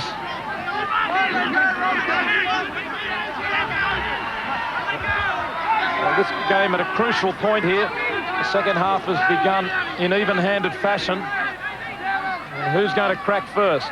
We're looking for the game breaker, Warren. Out it comes from Skiffaletti to Izzard. He's off and running. A beautiful tackle. David Furner has made some very important tackles. Kicked some important goals too. Russell, Simon, long ball to Fritz. He goes outside. Rodwell comes inside. They can't beat the tackle of Osborne, who got out wide with Croker. On the blind, it's Russell. He's dangerous. Gets it away to Wishart. He's outside Nagas. Rod Wishart down the line. He shoved off Ricky Stewart. Great run from Wishart. Almost turned a try out of nothing. Quick play the ball. Last tackle. Pinchinelli. The defence is up out there. They got the numbers here, Warren. Skiffaletti. Rodwell keeps it going to Izzard. Onto McIndoe, and Madruku got across, and McIndoe couldn't hang on to it. Well, that's great sliding defence there by the Raiders. Illawarra had the numbers there, and they just slid. They were patient, they slided their defence. Here's Izzard, and the defence comes across, and McIndoe had dropped it anyway. The pass was just a little low, but he should have held it. What about the tackle on the far side, or the run by Rod Wishart when he steamed through a couple, including Ricky Stewart? Well, it was a great try saver there by Ricky, and Ricky came back for the second time and ankle tapped him. Here it is. We can just have another look at it.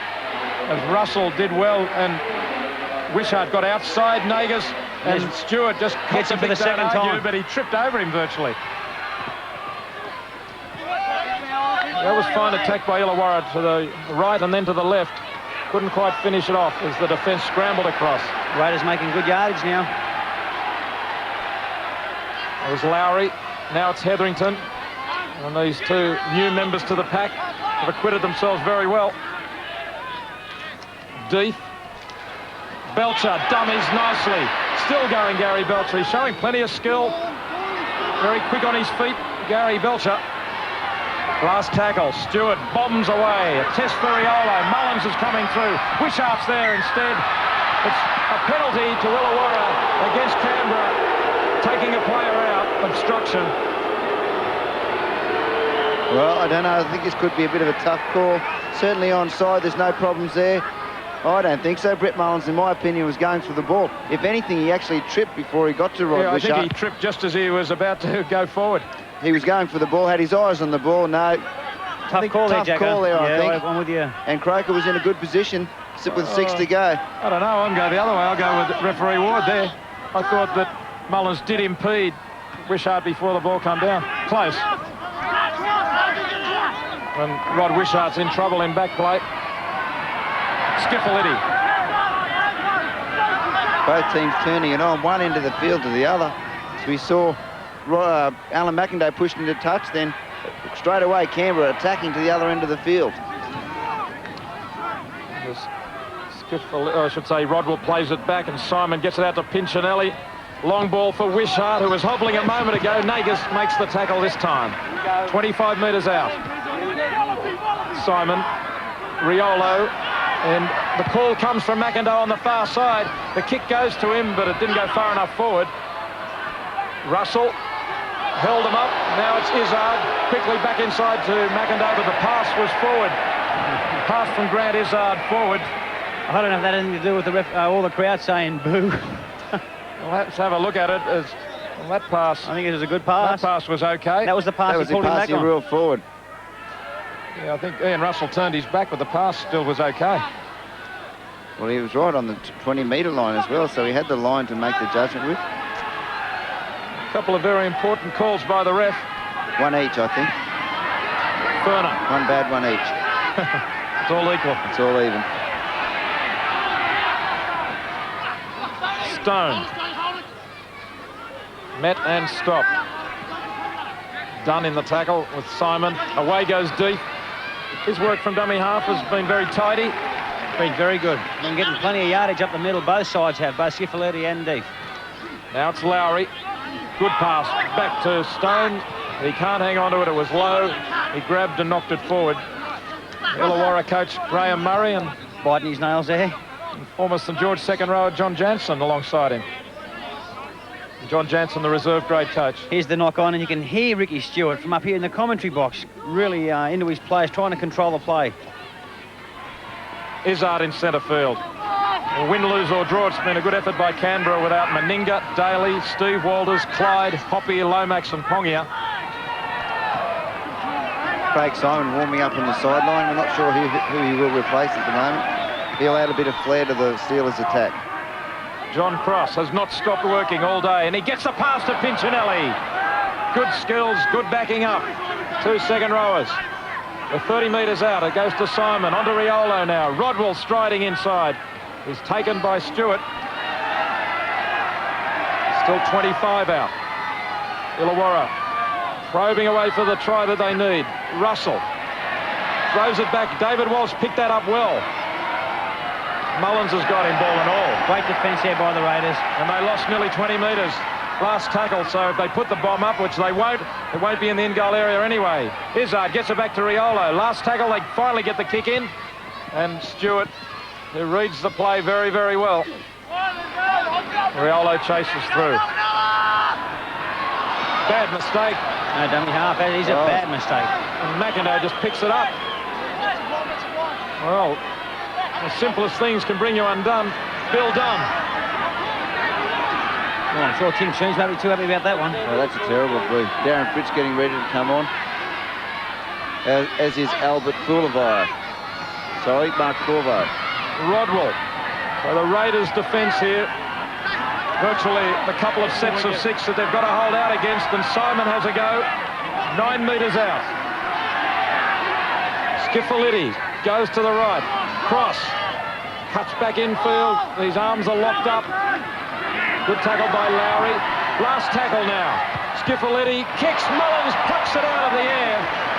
Great slips catch to Brett Mullins. Very little time for even reflexes there. David Boone would have been proud of that one. Absolutely. Yeah, short leg. Look at that. So away the Raiders come, and they've survived. 20 points to 14 in favour of the Raiders. We've got 22 minutes of play to go. Boyle has come in from the centres, closer to the action. They've used up 5 tackles. They're still on their own 20. Stewart. Isn't that handy? Sweetly timed kick, as they all are. And it's away from Riolo, so from his own 20 to the other 20. That's 60 metres. And a good chase. Riolo bringing it back, and underneath him was Croker and Mullins. Rodwell. And some people wonder, come 1995, whether there will be enough strength to fill all the additional teams and the current ones when the competition's extended to 20. If you look at the replacements for Canberra, and it leaves plenty of quality players to fill gaps. Sometimes you look at other teams and you wonder. Mark Corvo's on for Jason Brett Hetherington, who's had a fine game, the young fella, having a well-earned break. Simon puts it high, and waiting as Nagus takes it well, but he's away from Russell. He's outside Fritz, Ken Nagus. Beats another tackle. Away he goes. Ken Nagus down the touchline. Simon across. Brilliant tackle. It was Jonathan Britton. Brilliant tackle. What about the brilliant run? Now Stewart gives it to Nadruku. What's he doing over there? Gets the pass away. Great football this. Mark Corvo is only 5 metres out. Stewart. Croker swings it onto Osborne. Out now to Boyle. Boyle takes on McIndoe and beats him. Not a happy day for Alan McIndoe. 1-on-1. A tackle that he simply had to make. And Canberra are in for a much-needed try, which extends the lead to 24-14. David Boyle. But great football all started on the far wing by Ken Nagus with a great run. Croker feeds it on. Osborne sizes up the situation here, gives it to Boyle. And McIndoe swings off him, couldn't put him over the touchline. And what celebrations, and why not? Well, here we see the Illawarra Steelers putting pressure on the Canberra Raiders. A great take. Ken Beats Nagus. 1. Beats 2. And this Kenny is Jonathan Nagus Britton, who's just come on the field. He couldn't get him, so he's beaten 3. Yeah, a great run up the side. And he has tremendous confidence in his own ability, this bloke. Quick play the ball here and always having the numbers. Paul Osborne out wide, aiming up the numbers. It's a fantastic try for the Raiders. Really is. The Raiders just showing what they're all about. I mean, without all their top name players in the side, they still throw that ball around and are a very much exciting side. There he is, David Boyle, a 21-year-old, originally from Cobargo and joining Canberra in 1990. They have a lot of local juniors, or near local juniors, from that southwestern area and southern area of New South Wales on the way up, if not already in the lineup. A crowd of 8,692, making the noise of double that. David Furner close to the touchline, and he pushes it wide, misses for the first time.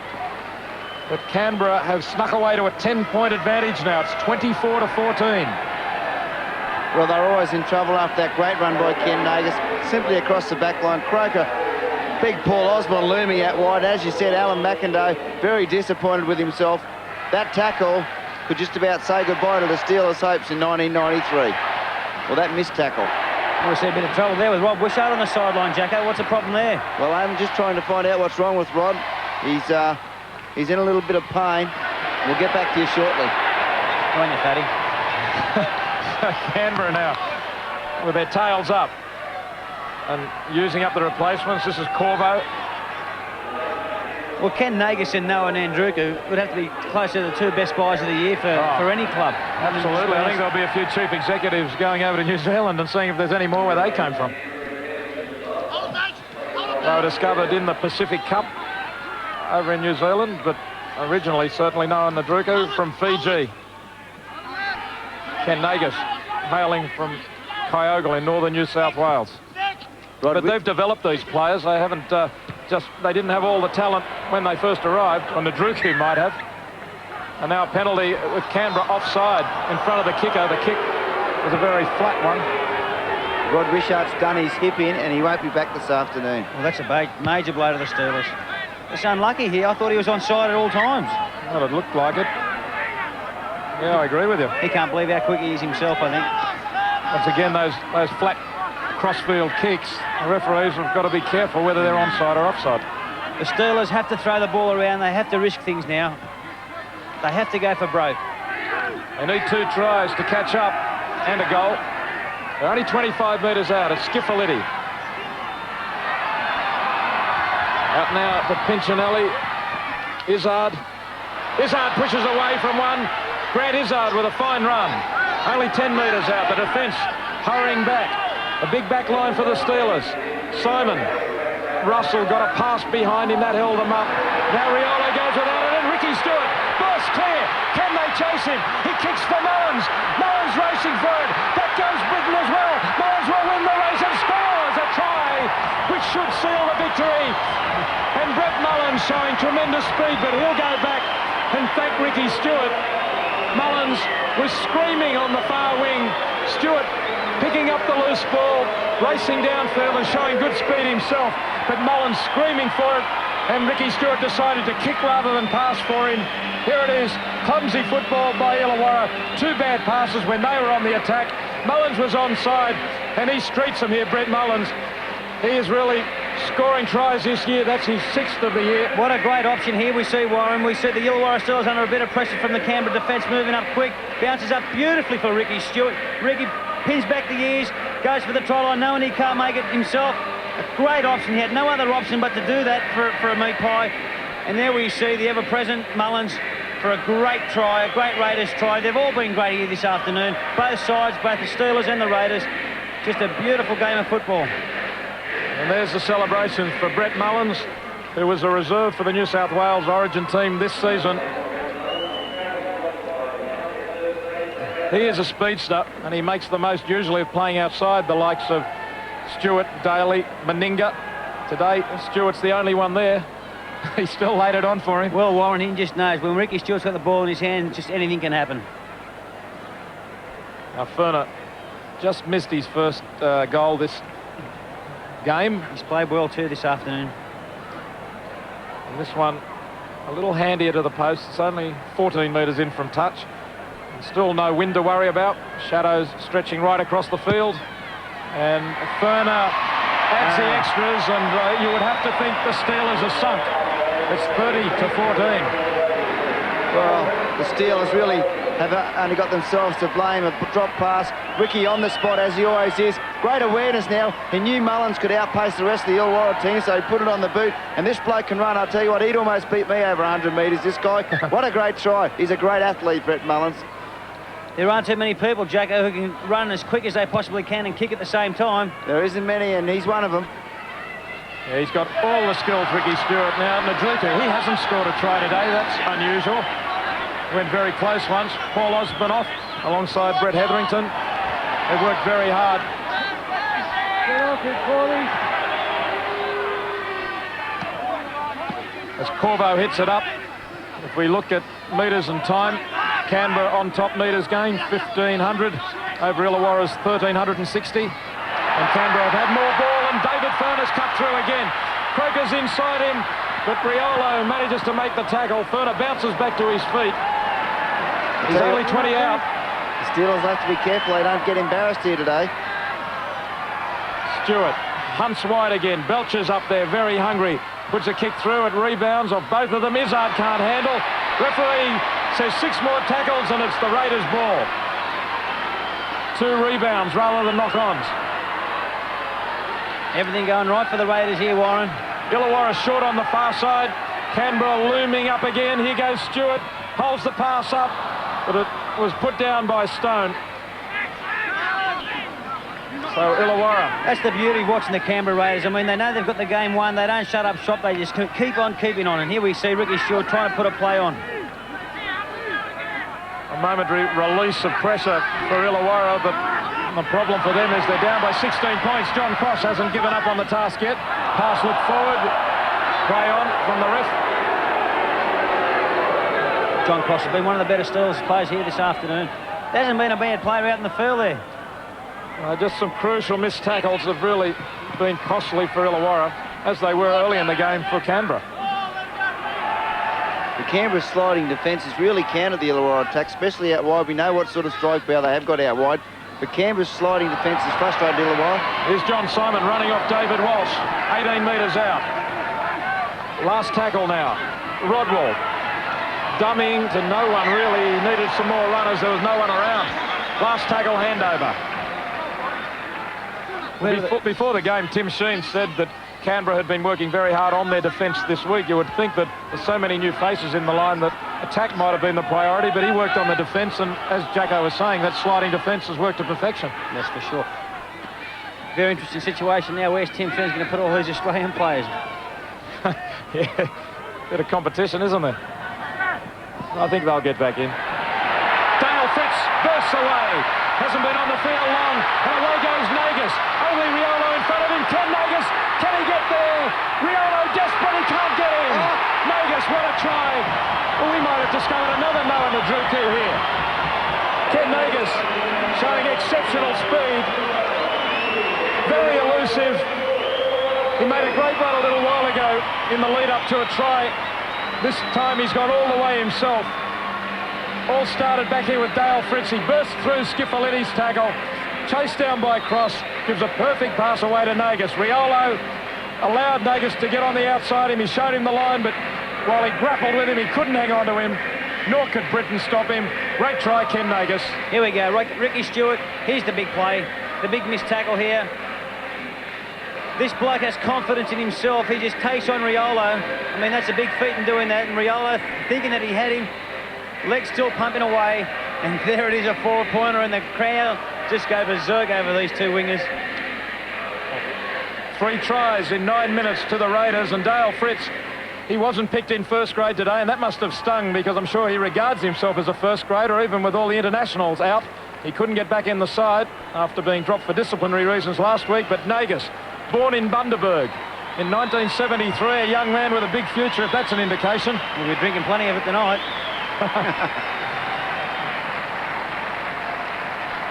Nagus played for the Australian schoolboys and New South Wales under-19.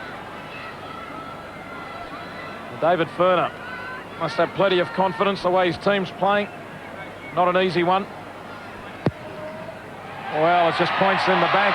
This is Darryl Halligan-like kicking from David Furner. Every club needs one to go all the way. Canberra on their way to a huge win over Illawarra, 36-14. As you see, Big Darren Fritz, making a bust. He's a Queenslander, this bloke. And I'll tell you what, there's another Queenslander, born in Bundaberg. Not since we've Ray Blacklock and John Ferguson have we seen two black flashes as he goes round Rialo for a great try. Kenny Nagus, king of Kyogle.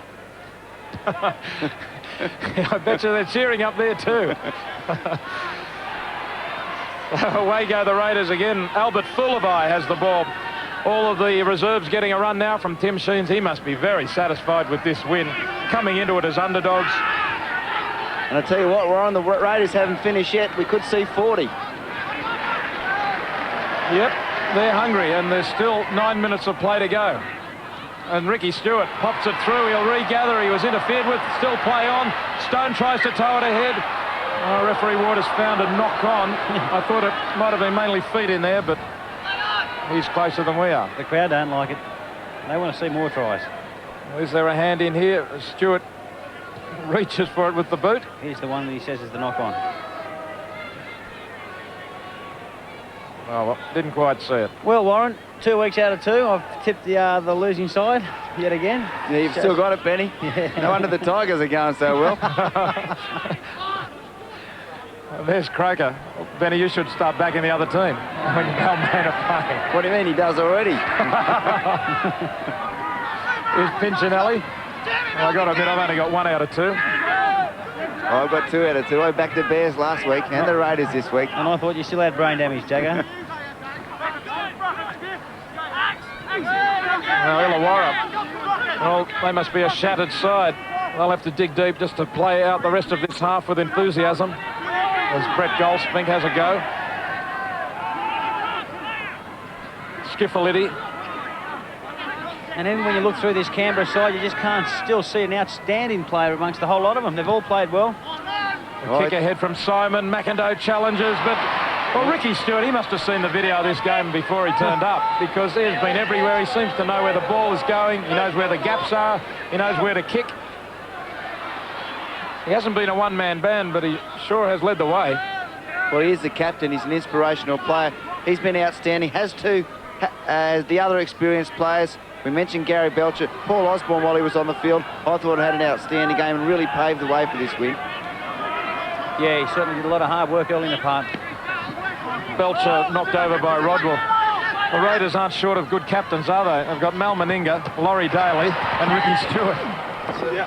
Interesting to note that Tim Sheens does see Ricky Stewart as the heir apparent to Mal Meninga's captaincy here at the Canberra Raiders, not Laurie Daly. So obviously held in very high regard by Tim Sheens. And here's Ken Nagus taken over the touchline by Jonathan Britton.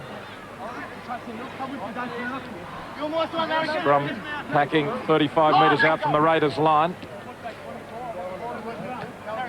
I wouldn't be too critical of Illawarra's attack today. It's just been their defence that has, the defensive lapses, the missed tackles, which now total 25. Mind you, Canberra have missed 20 as well. So among those 25 have been a few that simply had to be made and led to tries directly. Pinchinelli.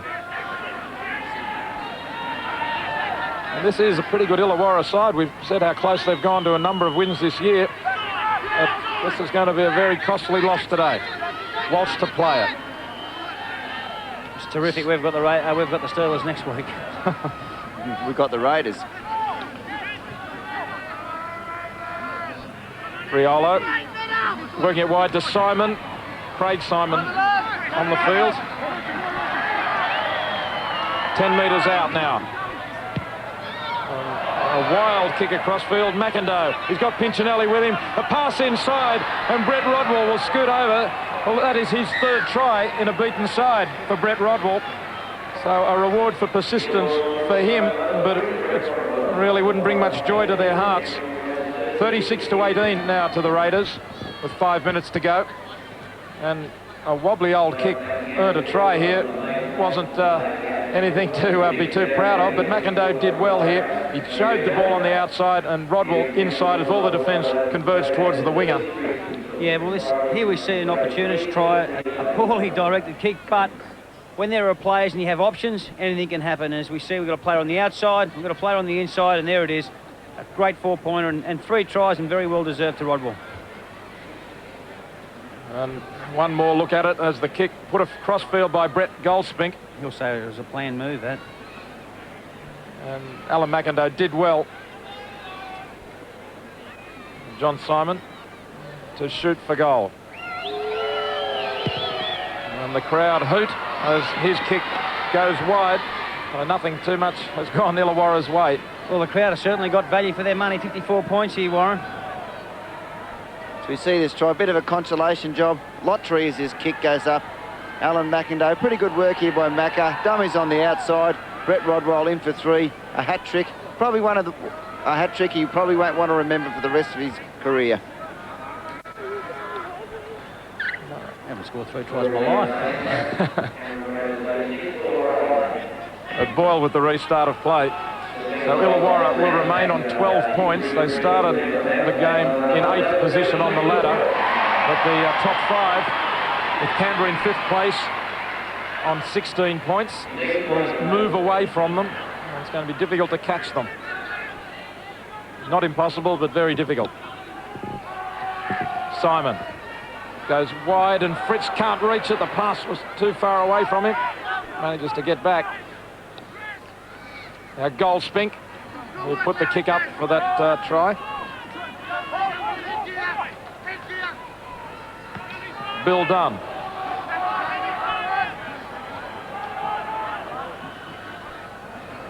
Pinchinelli puts the kick ahead, but they're not going to score a try from that. And so Illawarra may be just going through the motions now.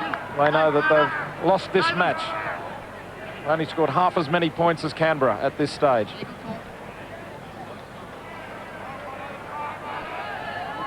It's had everything this game, Warren. Good defence, good tries, great tries, great ball movement. It certainly has been great value for money, and it's, you know, it's certainly a game that the Raiders needed to win to really kick now in the 5. Well, with Norths to come next week, Tim Sheens was dreading today in some ways, I think, because without 7 of his best players, if they'd lost today and then facing Norths next week, even though the test players will be available, they'll be very weary. But Jacko, you wouldn't be too worried about Mal Meninga, Laurie Daly, Steve Walters, Bradley Clyde, Hoppy, Lomax Ponga coming back as opposition, would you? No, not a problem. Take care of them? Yeah. I'll look after them. Good burst up the blind side by Deep, another one of the unsung heroes for Canberra today. They've all done their job. This has been a tremendous effort for this club. They'll be very proud of it. And another bust by Fullerby. Last tackle coming up. The Pacific Islands have been a tremendous hunting ground for Canberra coming into this season. May have made the difference in terms of their depth, which is going to carry them right through. Pinchinelli. Very impressed with David Riolo today too. Also, Warren, in a losing side, I think he's been outstanding. Well, you go through the Illawarra side and you look at them in attack. They haven't had too many weaknesses. A few balls have gone astray, but you've got to go back and see where they broke down in defence. The thing about this Canberra side, if you miss a tackle, they absolutely punish you. Cross stumbles up towards halfway.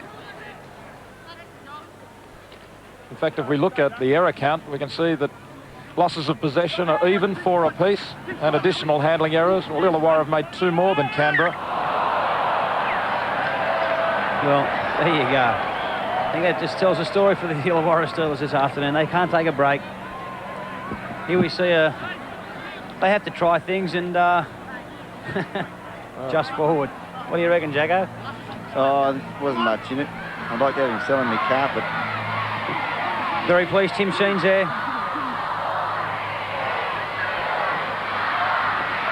Last play of the game, and Ricky Stewart goes for another try, puts the kick ahead to McIndoe, and McIndoe is off and running. There's no one in front of him except Brett Mullins trying to cut him off, and he makes the final tackle. So a very good win to the Canberra Raiders, a very important win which keeps their progress towards the semi-finals very steady.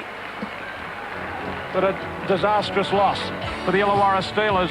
Canberra winning 36-18.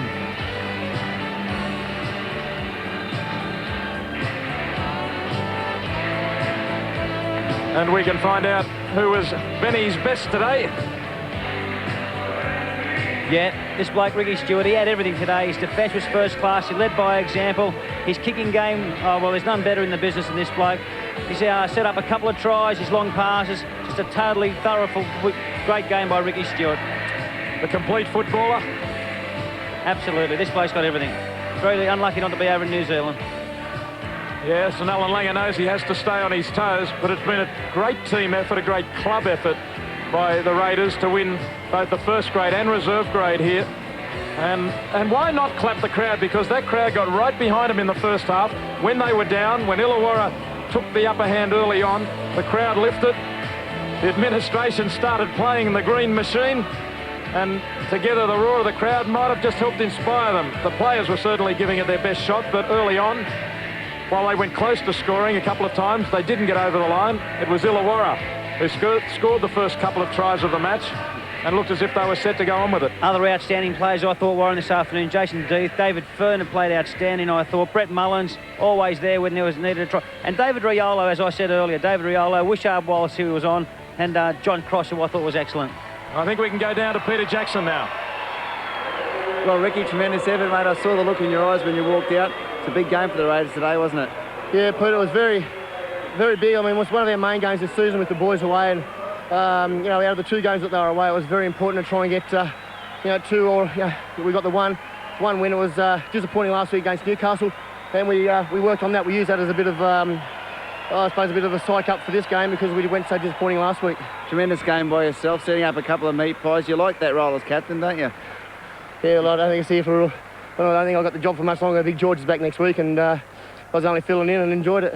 All the talk's been about Noah Nadruku, but Kenny Nagus on the other wing, I tell you what, can't they both fly? Yeah, it's a pleasure having you know, two players like that, and we've got you know, some great ability in the lower grade, so it's good to have that bit of depth. All right, mate, go and have a few cold ones. Rick.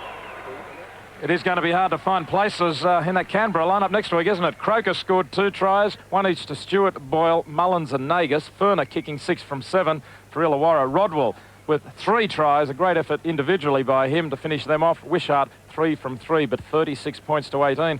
And you look at the performance of Nagus on one wing, Nadruku on the other, and Sean Hoppy, the New Zealand wing, has got to come back in. But let's have a look at the try that broke the Illawarra Steelers back.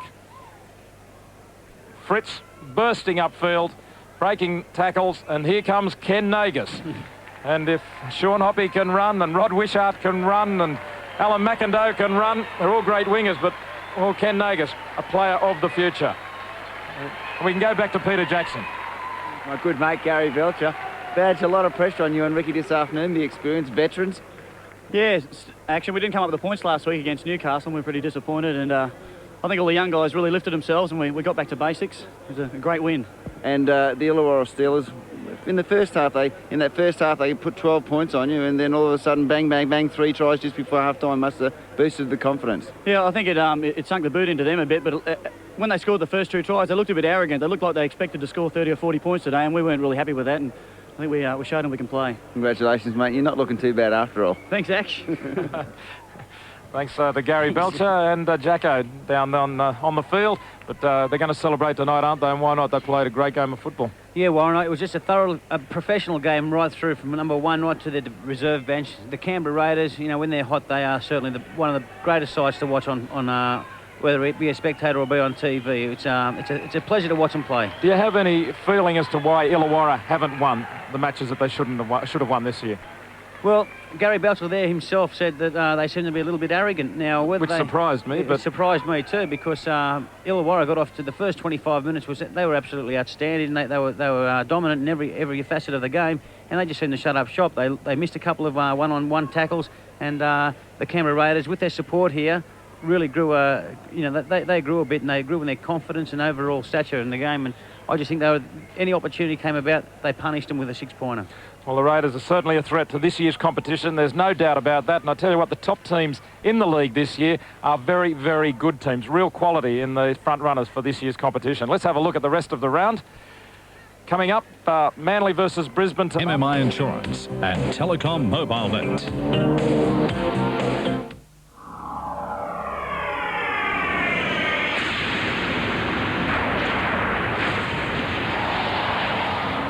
It's the clash of Norths and Canberra. From North Sydney Oval, here's Ray Warren.